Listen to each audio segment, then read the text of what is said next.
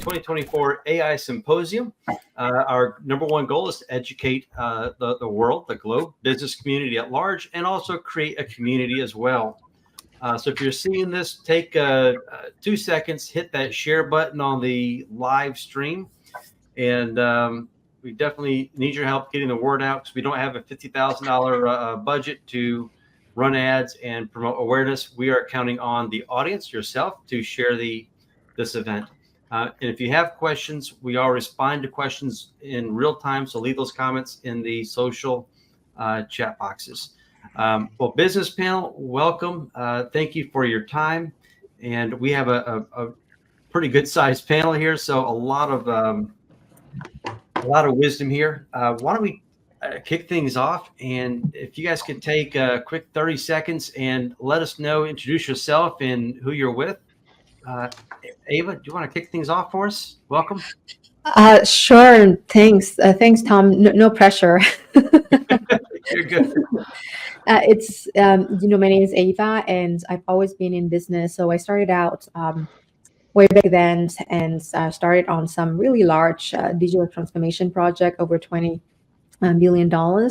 And I really loved the work. And then I moved to the Bay Area and just continued to do design thinking innovations and then work with top organizations from international government like Canada. And I help organizations back then to integrate AI to help with customer insights, even 10 years ago or something. So I'm super excited to be here now. I am running my own management consulting company, and we're integrating AI into help small businesses and medium businesses to improve processes while making their customer and employees happy. Awesome. Well, thank you. John. John, thanks for being here, or for letting me be here. John Ryan, CEO of Evolution Global. We are a software development company in the insurance space. We built a CMS called FileTrack. We've elevated that now to a new system called FileTrack Evolve.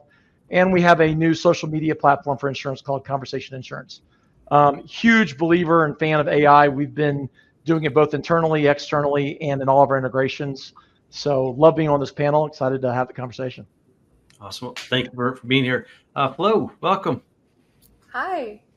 Good to see you guys. My name is Flo. I go by Flo 2.0. I own The Marketing Woman, and I build custom AI recruiting systems globally. Awesome. It's very succinct. Welcome, Elena.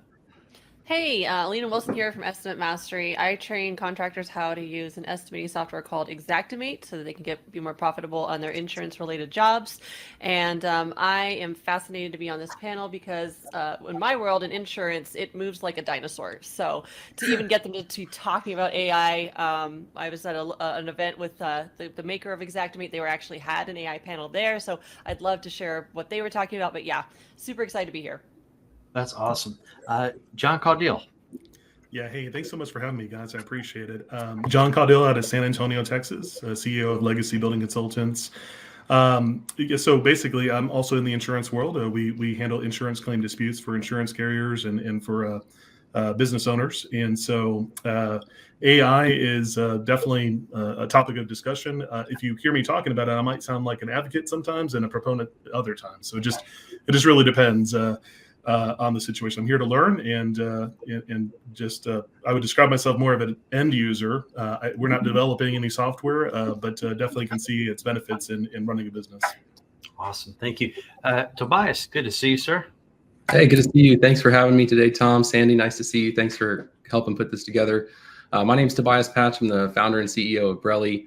And I specialize in helping businesses, specifically claims professionals, weave tech and AI into the fabric of their business and transform themselves into superhumans with tech and AI in kind of creative, but most importantly, effective ways. Awesome. And Mr. William Beliles. Yeah, I'm William Beliles. I'm the founder and CEO of Genesis Solar Power and a secret hair model. So that's me.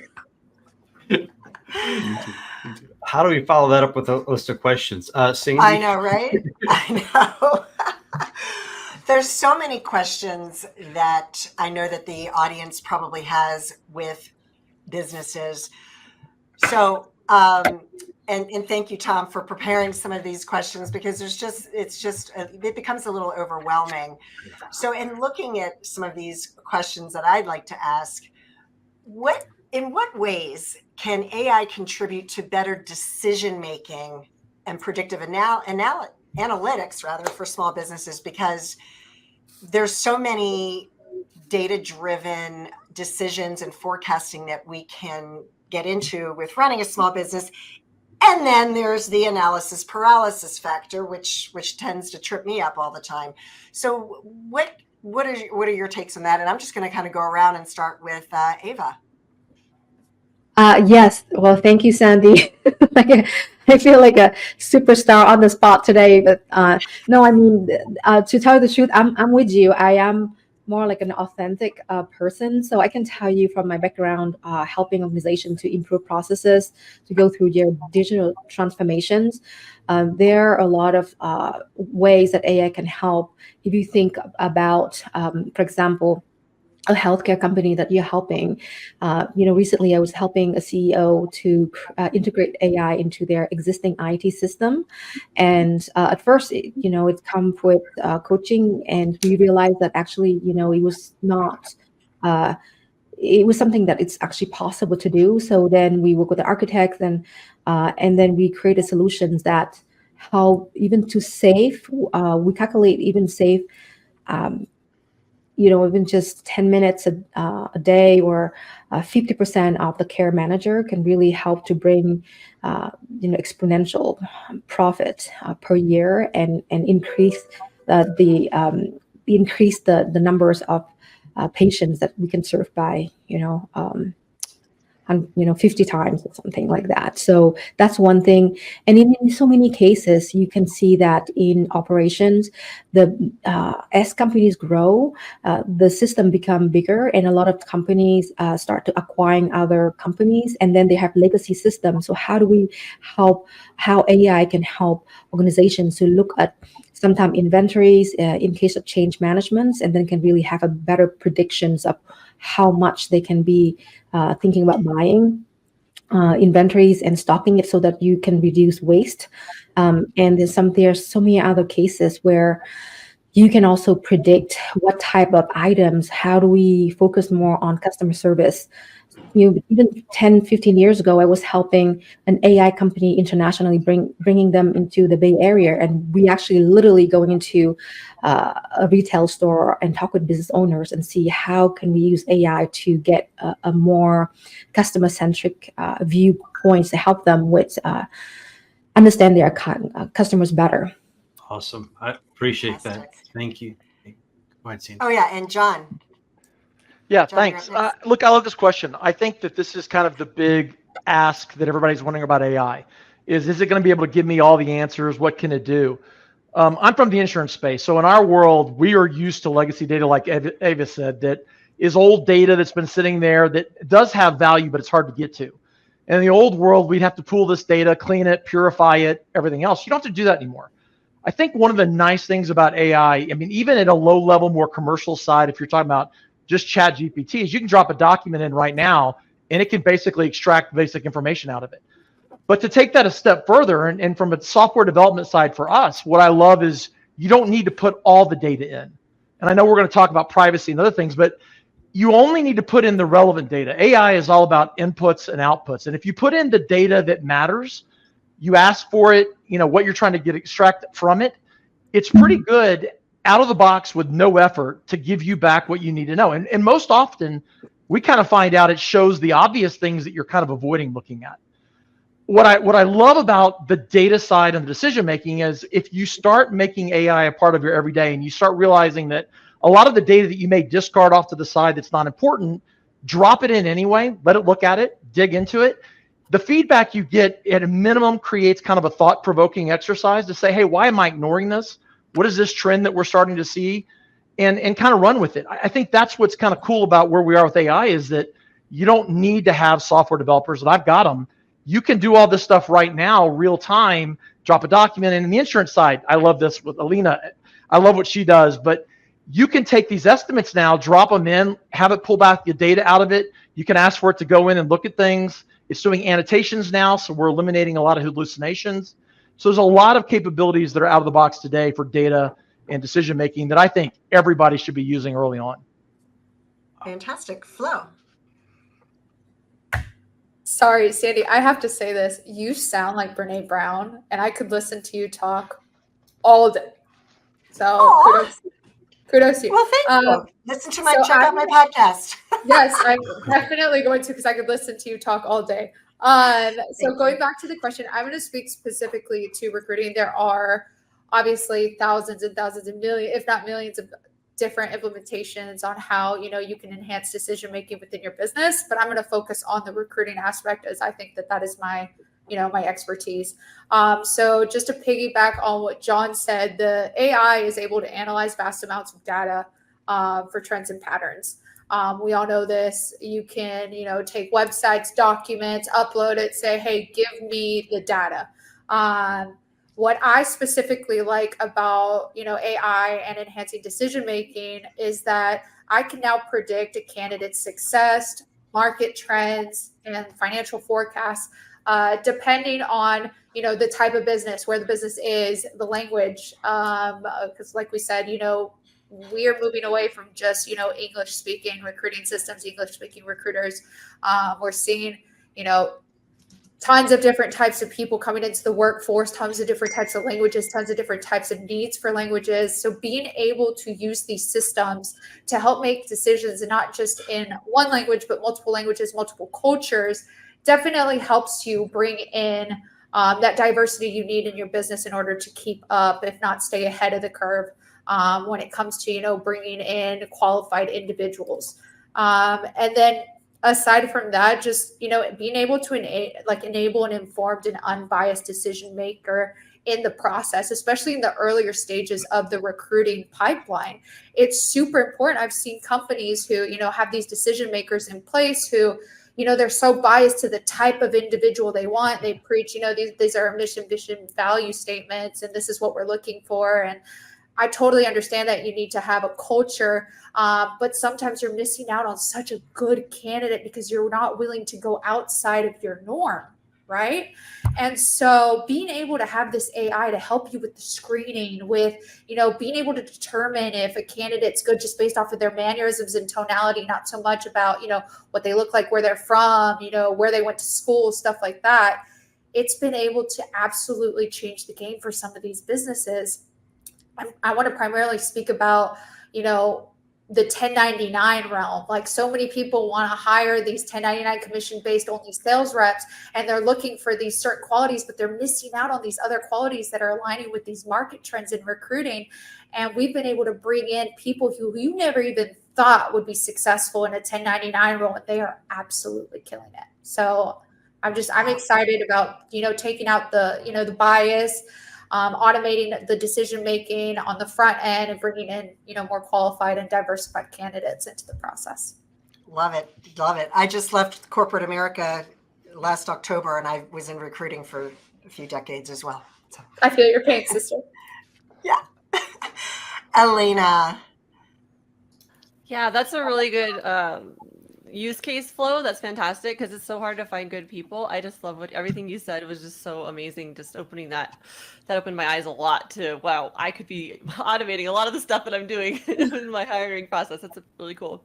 So for me, my jam is helping contractors get paid what they should and becoming highly profitable. So I am going to kind of speak to that niche. But, in the old days of insurance, you would show up with your clipboard, you'd write your estimate out, right? You may take some photos that you would attach.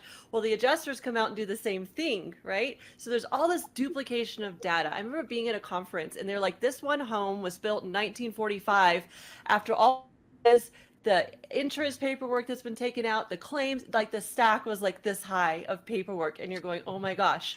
Now we can shorten all that to one file, one data point, or place that stores all that data, right? Instead of me going out and taking all the photos of the roof, well, the drone can do that now. The drone also is being programmed to auto detect damage. One of the most frustrating things for us in the roofing and exterior space, and even on the interior reconstruction, is it damaged or it's not? So the human is saying, well, my opinion is that AI is going to be very curious to see if it can get to the point where it's like, this is not an opinion, this is a fact. The drone flew the roof, it showed this much granular loss equals we have a roof replacement, right? Instead of us getting up there and haggling and having this contentious conversation, is this damage or not? It's going to take so much of that opinion out of it, which some people, again, think it's a good or bad thing. Well, we're going to see how it plays out, right? But there's so much to speak to, not only efficiency, but also taking a lot of the opinion or the contention out of the conversation in our world of even just making an insurance claim. Also handing a lot of power over to the homeowner, who really does own the claim. The policyholder is the person who owns the claim. We like to think the insurance companies do, but they don't. It's the person who makes the claim. So the more power we can give to them, like I said, I was at that conference where the tech conference for the people who make Xactimate. They want to get the homeowner going around and saying, oh, I have water damage, my sink leaked. Taking those photos, those go to AI, they go, oh, that's water damage, we don't need to send an adjuster, it's a small loss. And then getting those funds into the bank account the day of the claim being made. That not only helps with customer retention for the insurance company, it also makes a lot more efficient process. And again, speaking to that, is it damaged, is it not? It's just fantastic. So anyways, those are my 3 cents on the subject. Fantastic. John. Yeah, well, hey, thanks, Alina. I feel a little that's very directly related to my day today. I was on a roof just a couple of hours ago, downtown San Antonio, on a church, and it was a disputed claim file. So I was out there trying to find some resolution for both the church and the insurance company, see if we could find some common ground and settle the claim. So AI, again, I'm an end user, so more administrative tasks, but I'm very interested in seeing technology. We've heard about drones for years. We're starting to see a little bit more application and potentially useful.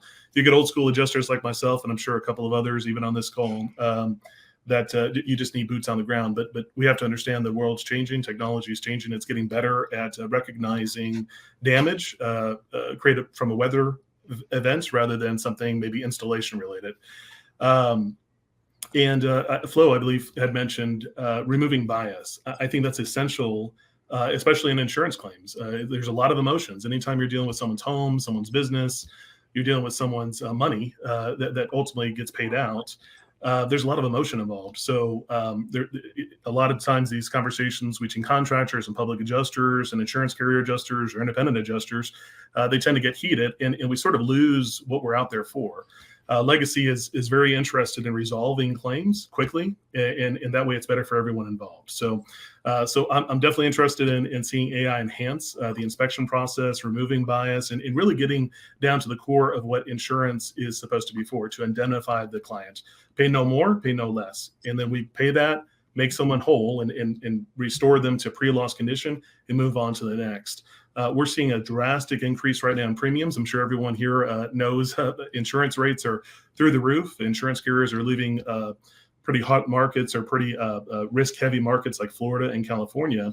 And so if we can save money in the process, especially in this dispute realm that exists, I feel like a lot of that is going to go away, or it's at least going to be more tolerable for insurers to be able to insure those more risky geographic locations. Removing bias. I love that. Because we humans, we're not always right. That's right. All right, Tobias. We talk about removing bias. It's coming with me everywhere I go. No, just kidding. I'm going to take a slightly less technical approach to this question. I felt, John works in the insurance space and hit on this. Alina hit on this a little bit. There's a ton of data and information in the insurance claims process. And if you think about it, humans have never been under such a serious cognitive load as we are today. Like, our brains pretty much never shut off. And the mental fatigue that creates really seriously affects our ability to process information at peak levels. And so for me, AI has been a huge help in just widening my view on situations, almost instantly, and allowing me to do a ton of, heavy lifting without spending a ton of valuable energy. And that's helped, myself and everyone that I've helped integrate AI make better, more informed decisions a lot faster. And, just a simple question to AI after you give it a ton of data. Alina talked about stacks of data, that are miles high. Just a simple question to AI, like, what questions have I not asked that I should be thinking about? can unlock a treasure trove of things that you could be thinking about or things you could be asking that maybe you weren't even, paying any attention to. And so I think the opportunity to leverage AI to help people spend less energy but get more value out of kind of the waning amount of energy resources that our brains have today is where it's really going to be a huge help and huge effect for people. Thank you, Tobias. Thank you so much. All right, William. Can we make AI unmute me and remute me? That'd be great. Actually, before I get in my explanation, hearing you guys talk about the insurance side of this game I'm so glad I'm not in that side anymore. Thank you. I'll leave it to you, rock stars. But the cool thing for me is, as a solar contractor, as a contractor myself, is I don't believe that AI is ever going to take out the need for our human analysis. But we can acknowledge certain facts, right? Data does not lie. It has no feelings. It does not benefit either way. My father used to say there are individuals that gather data and there are individuals that use data. What AI has allowed us to use, specifically, and I think a lot of people, is it's allowed us to limit how many individuals we need to gather the data. Compliance is a huge thing for me, and I think we all resonate heavy with that. In the solar industry, in the roofing industry, we deal with ever-changing codes, permitting. Solar, we deal with utility companies that change the requirements, state licensing, and that takes a lot of time, effort, energy to research. AI has done a fantastic job at allowing us not to research that. But one thing specifically that I will say is in our proposal process, we use a technology now that builds out our design software, our electrical and structural stamping software that builds these designs and auto registers the codes and pulls them out and knows how to build them based off of that. So even our need to use, electrical and structural engineers, our internal ones have gone down, and now we just have a need for stamping. So now we just send it to somebody and pay a couple $100 to stamp it, then have a electrical engineer on staff, which, by the way, those guys don't work for minimum wage. So I will say that's how it's really changed, for us and how we can use it, now, and how it's going to, forever change. Wow, very interesting. And I know that there's been a lot of discussion about, will AI, hurt our workforce?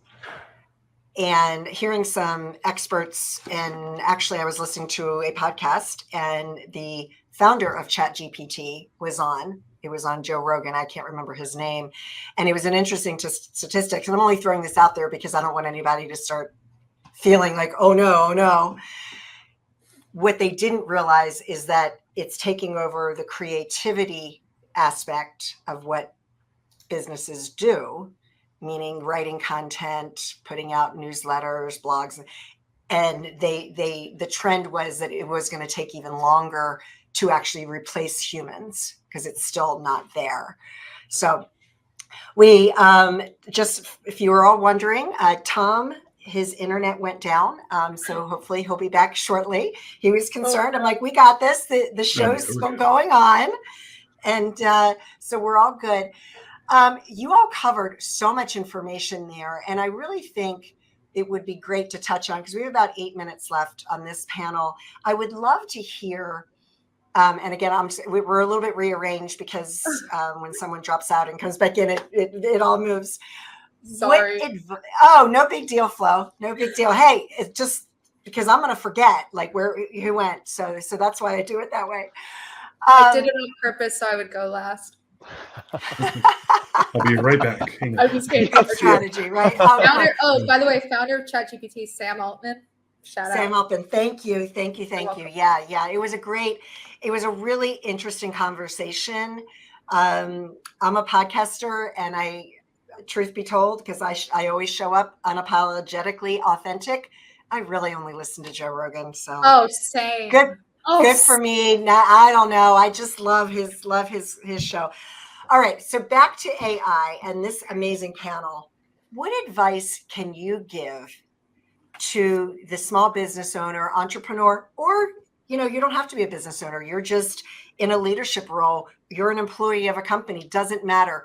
what is some advice that you can give for people to take that next step and start utilizing AI in their business, and maybe even throw out a brief story of another way that it's helped you? You can go either way with that. And Ava, you're on the top of my screen. I got you. I got you.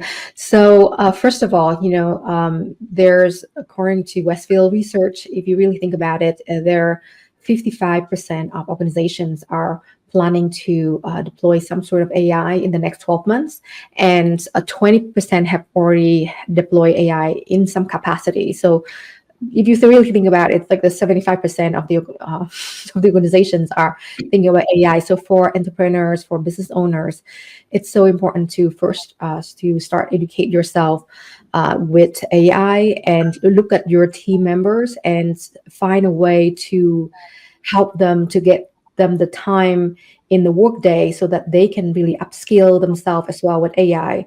AI is not going to go anywhere anytime soon. So it's important to really upskill your organizations so that they can really do the work for you, and with that, delegate and trust your team, help them to have the time to go and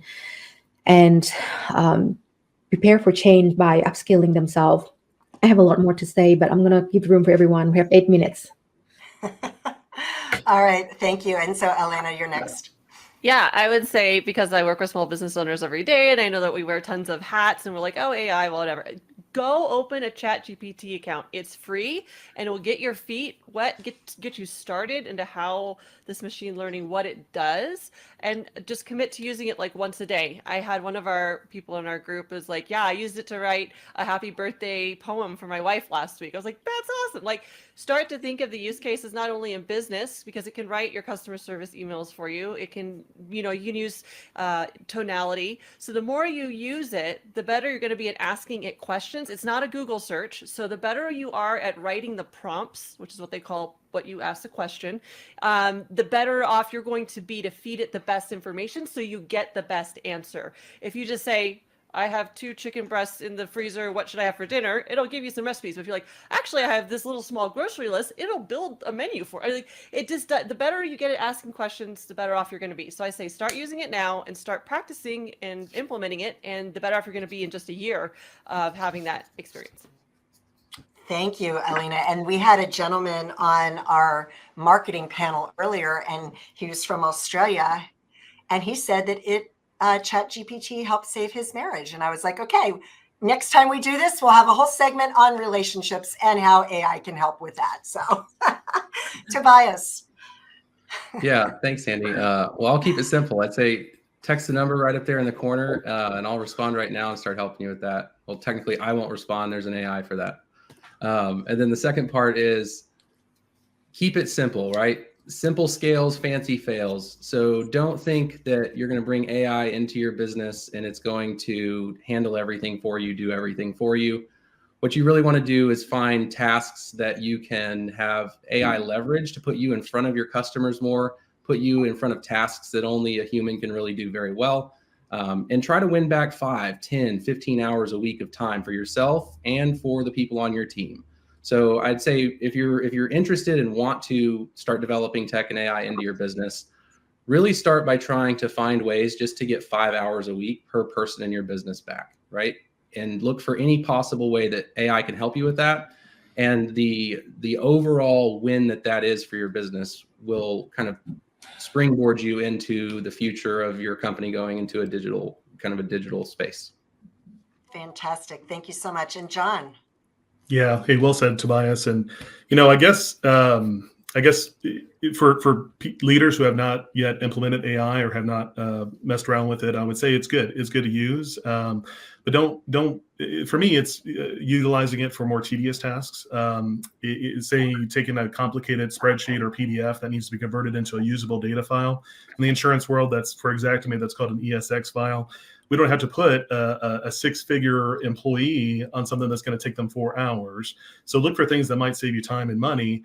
But I might go a little different route too and say, don't I think it's very easy to rely on AI for everything, and then you realize after a while you're talking to a machine. Don't forget that your employees are humans.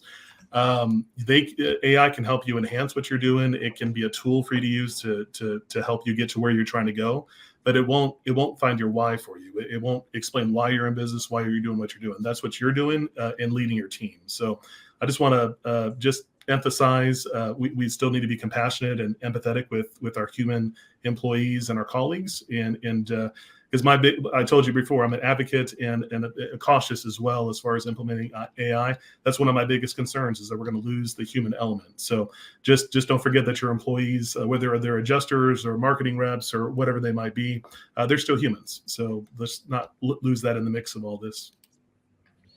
Excellent point, John. Thank you for that. Appreciate it. And John. Yeah, I love what everybody's saying. I'll kind of follow up with what John's saying. I actually agree with it. I think one of the things that we realized pretty early on about AI was it was not going to replace anybody. It was going to make the people we had even better. We had already done the legwork to hire great employees. We had phenomenal young teams, some experienced veterans. But the one thing I don't think I counted on that we had to do is create a culture of AI, which was really to encourage everybody to find something really comfortable and simple to get into with AI and play with it. Developers maybe using Copilot to start with, just getting everybody a free AI account at OpenAI. Then we moved to a paid account. And then we went to the enterprise account, and then we went to the API. But what we discovered was interesting is that the simple task, which is the biggest issue in insurance, and I think it's really the kind of the crux of the problem in insurance, is in communication. And it's the one area that we're most human, but also most flawed. And what I love about AI that we've been experimenting with and we see the most is it takes the human element of great communication with the accuracy element of artificial intelligence and combines the two. And we have seen people be able to go in, drop in the facts they had, communicate kind of the way they want to say it, and then spit out communication that was just far greater than what we thought. And with that came the follow-up that I think is the most interesting one for me with AI. And I recommend this for all small businesses, is employees started enjoying it more. And they put more effort into communication, where communication had just become another staple of check the box, I sent the email. Check the box, I told them what I needed to do. And that communication got better responses back, and it started a cycle. We started seeing internal communication grow, departments talking better, external people. Then we started giving it into our products for our customers, and we started getting feedback. Wow, now I can get a better estimate statement, or a general loss report is got more information in it. Everything started kind of getting elevated. And I think that's what's so important, is that if you as a small business are looking at this saying, I want AI to replace X, you're probably wrong. If you're looking at, I've got great people and I want AI to make them better, I think that's the home run. And it's actually really easy, low cost, and you can do it out of the box today. And I will say, I think everybody should be trying AI at every level of your life at some level, not to replace something, but experiment. It's cheap. It's easy to do. It's got incredible opportunities ahead of people for productivity. And a lot of the heavy lifting is being done by the big companies. So a lot of us now can come in and try things that are free, that are low cost, and really get a lot of benefit from it. So I love what AI is doing. Fantastic. Thank you. And Williams, we're a little over time, but it's okay because it's just me here. So I figured we'll use a couple of extra minutes here since Tom's not back. So William. That's cool, because I'll be fast. My biggest thing as a contractor that I would really, definitely dive in and touch on is, and I spoke on this in the marketing panel, you can get overwhelmed really quick by the number of programs that AI brings out to you. And if you type in AI program into Google, you're going to want to click the X button as fast as you typed it in, because the names and everything is overwhelming. The biggest thing that I would say to like my contractor buddies that thought, AI was Skynet and Terminator and the end of the world in the next 30 days, like I did 6, 7, 8 months ago, is take a look at your own internal systems that are working right now. Like that's a big thing for us. That was when I got into it, people were reaching out to me. I looked in and said, let me look at every system that we implement currently, and let's see what they use for AI. Our profitability has increased, and I have a figure here at 31%, just by eliminating human error through AI. You will never be able to defeat, and I'm a big believer of this, good old-fashioned human intuition. But AI will allow you to gather the data to make the individuals that make decisions better, more accurate, more effective, and a whole lot more efficient. You can do more with technology. And as most people have said, and I mentioned in the last meeting, $20 a month in some of our systems, let's say we spend maybe $250 a month in total AI systems, has saved us almost $250,000 a year. Incredible. Absolutely incredible. And Flo. Whew, okay. So super, super, super important. Training employees to work alongside AI systems and partnering with AI experts. Super, super, super important.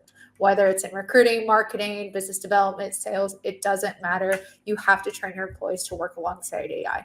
And I'm actually reading some of the comments. Somebody said, I also know a lot of people who worry about AI replacing jobs. Now, although that might necessarily be true because my systems have cut, 70% of recruiting costs, some of those costs have been allocated to, unnecessary labor costs, but AI is not going to replace people, but people who know how to utilize AI is going to replace other people. Simple. And these businesses, they're all looking for efficiency and they want to keep the human factor in, and that's super important. But we have the beauty of living in the United States is we have the freedom still to search the web and find all of this information, and now we just have an extra resource that allows us to do it even more efficiently. And just to touch on it, I know that we went over a little bit, but you're by yourself right now, and you did ask us to share a story. And if my mom's watching, hi mom, by the way, she can share these screenshots with you from 2019. But I had the honor of being part of a lot of beta versions of the language learning models, ChatGPT being one of them. I started playing around with language learning models in late 2019. Back in 2019, little Miss Flo was making $60,000 a year, hating her life, working 8 a.m. to 8 p.m., recruiting for a firm that just did not value her. And I started playing with ChatGPT and a couple other language learning models. And I started getting some news of a, respiratory virus that was spreading overseas. So I started helping it. I asked it to help me assess, what was the probability and the likelihood of it spreading, how quickly could we determine the effects that it would have, on the U.S. and market, the economy, on different, micro, macro levels. And within 2 weeks of me playing with these language learning models, I called my mom. I said, Mom, I quit my job. I could barely afford to pay my bills. I said, Mom, I quit my job. I'm coming back home. And I was 23, 24 years old, coming back home. Mom was like super confused, but super excited at the same time because she's my bestie. And I started playing around with language learning models. And while everybody was, baking bread and trying to find toilet paper, I was learning how to use AI. And, a couple years later, I'm now making what I made in a year in half a month. And so, guys, the opportunity is there. And if you don't necessarily want to use AI yourself, surround yourself with people who use AI. It's kind of like that thing where they say, if you want to be a millionaire, sit at a table full of millionaires. If there's 5 millionaires at the table, you'll probably be millionaire number 6. Same thing with AI. Surround yourself with people who know AI, who utilize AI, who are passionate about AI. I'm happy that, I'm going to have the opportunity to release my website officially because I've, all of my clients have come to me through word of mouth. I have a wait list, and every time somebody comes to me for help, I don't have somewhere to direct them, and I'll be able to, direct them to a website now that hopefully helps them. But there's so many people on this call. There's so many people all over who can help you with AI, depending on what you're looking for, and use those people. Use those people. It's going to happen to you. Thank you so much. Tom is back. And thank you to this panel. You guys were incredible.